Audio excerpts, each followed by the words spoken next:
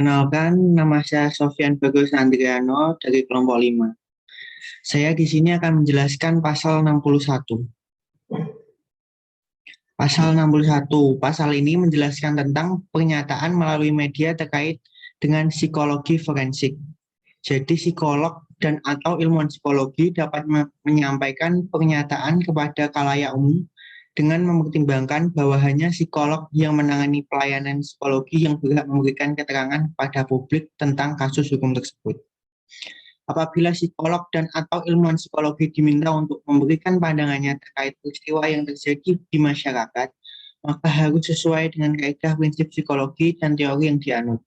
Jika psikolog dan atau ilmuwan psikologi tidak melakukan pemeriksaan psikologis, maka hal ini harus dinyatakan pada media dan pernyataan yang disampaikan bersifat umum. Pernyataan di media harus tetap memperhatikan kepentingan masyarakat, subjek yang diperiksa, dan batasan kerahasiaan sesuai pasal 24.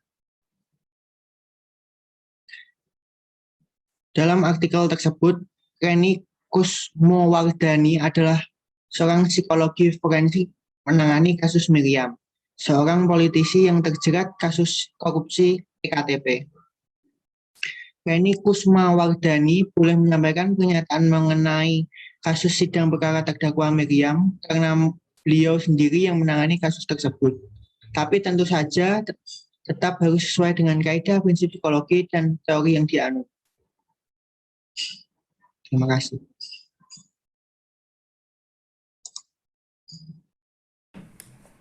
Assalamualaikum warahmatullahi wabarakatuh. Saya Hana Hanifah akan menjelaskan tentang analisis pasal 62.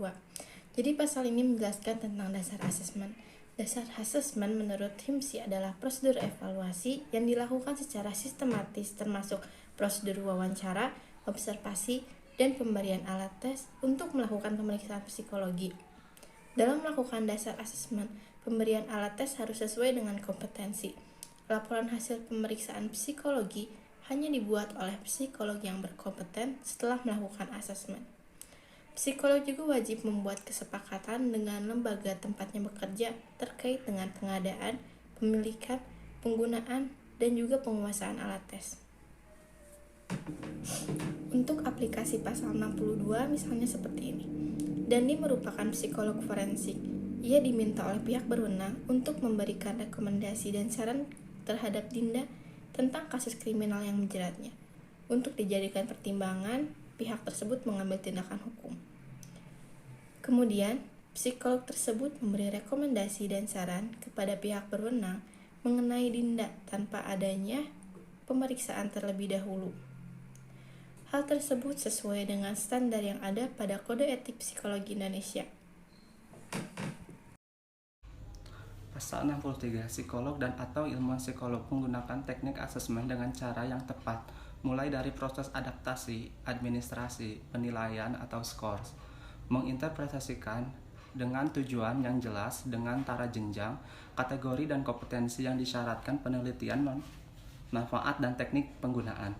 Berikut adalah hal-hal yang harus diperhatikan terkait proses asesmen: konstruksi tes, administrasi dan kategori tes, kategori alat tes dalam psikodiagnostik, tes dan hasil tes yang kadaluarsa, asesmen yang dilakukan oleh orang yang tidak kompeten.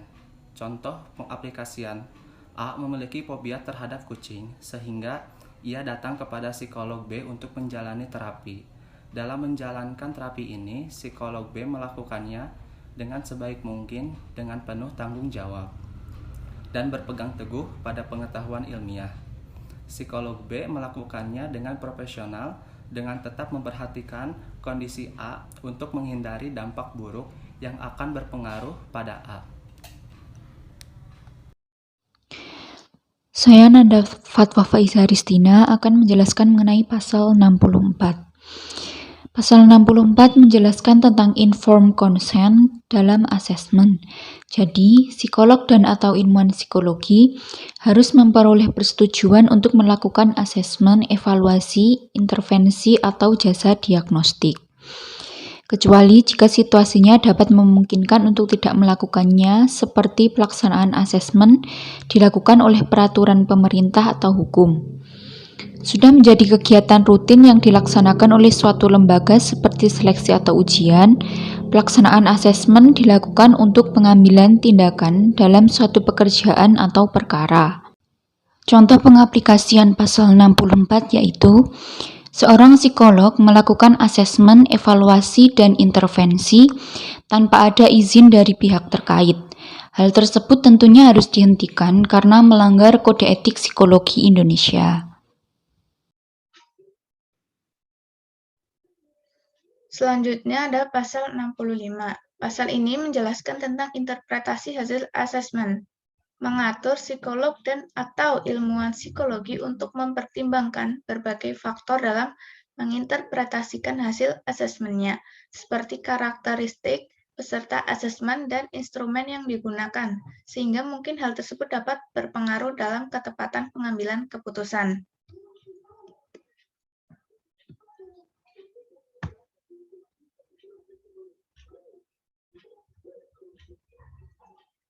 Lalu ada aplikasi pasal 65.